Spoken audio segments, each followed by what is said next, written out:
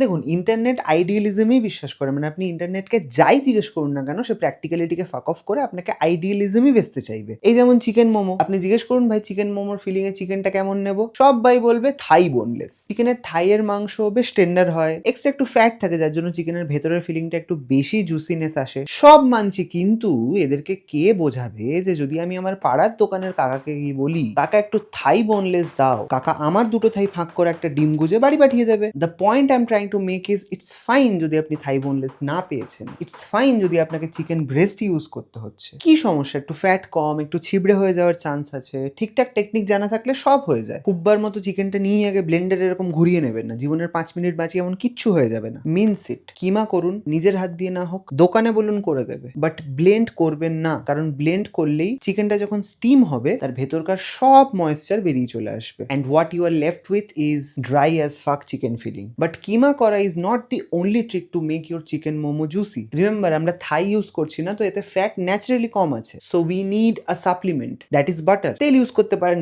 But বাটারের যে নিজস্ব একটা ফ্লেভার আছে সেটা এই চিকেন ফিলিং এর উমামি ফ্লেভারের সাথে মিশে যা ইন্টেন্সিফাই করে মামা, তেল can't beat it. But we are not done it. ফিলিংটা মাখানোর সময় একটু একটু করে জল দিতে থাকুন, মাখতে মাখতে দেখবেন the filling will absorb all the water that we are adding. And also, যদি আপনি সত্যি বাড়িতে ওই রেস্টুরেন্টের মতো মোমোর স্বাদ রিক্রিয়েট করতে চান, কমেন্টে মোমো লিখুন and I'll personally send you the full recipe. বা rather just visit our YouTube channel, কারণ কমেন্টে আমরা খুব ফাজলামি করি, তো এত মোমো মোমো লেখা হয়ে গেলে না ফাজলামিগুলো ঢেকে যায়, ঠিক কিনা?